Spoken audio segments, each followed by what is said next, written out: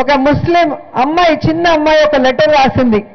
మా ఊరు నగిరి హెడ్ క్వార్టర్స్లో దగ్గరగా ఉన్నా కూడా ఇంతవరకు ఏ ఎమ్మెల్యేలు పట్టించుకోలేదు, ఇది కిచిడీగా ఉంది అనింది. కిచిడీ ఏందో నాకు అర్థం కాలేదు కొంతసేపు, అంటే గలీజ్గా ఉంది అని. సో తర్వాత ఆ లెటర్ పట్టుకొని ఆ ఊరికి వెళ్ళటం జరిగింది. ఎలక్షన్ టైంలో మనకి కింద ఏం కనిపించదు, అంతా జనాలు అడ్డం ఉంటారు, ఫుల్ ఫ్లాగులు ఫ్లెక్సీలతో. సో ఆ రోజు ఎవరికి చెప్పకుండా నేను ఆ ఊరికి బయలుదేరి ఆ పాప కోసం చూస్తే తను అడిగింది, ఇలా మా ఊరికి ఇవన్నీ కావాలి అని అడిగింది.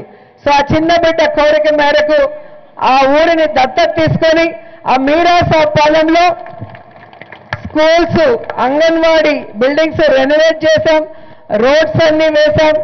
అక్కడ హౌసింగ్ కూడా సెపరేట్ గా ముస్లిమ్స్ కోసమే ఇంకొక ఊరిని కూడా తయారు చేశామని గర్వంగా చెప్పగలను.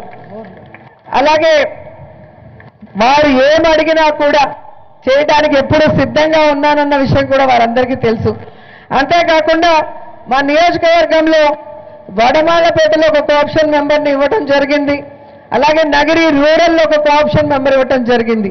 మున్సిపాలిటీలో ఎలాగో ఇవ్వాల్సిన అవసరం ఉంది, కానీ లేని చోట కూడా ఇచ్చి మైనార్టీ సోదరులు వారికి వారి సమస్యలు దూరం చేసుకోవడంలో ఒక నాయకత్వాన్ని ఇవ్వాలనుకొని ఇవ్వటం జరిగింది.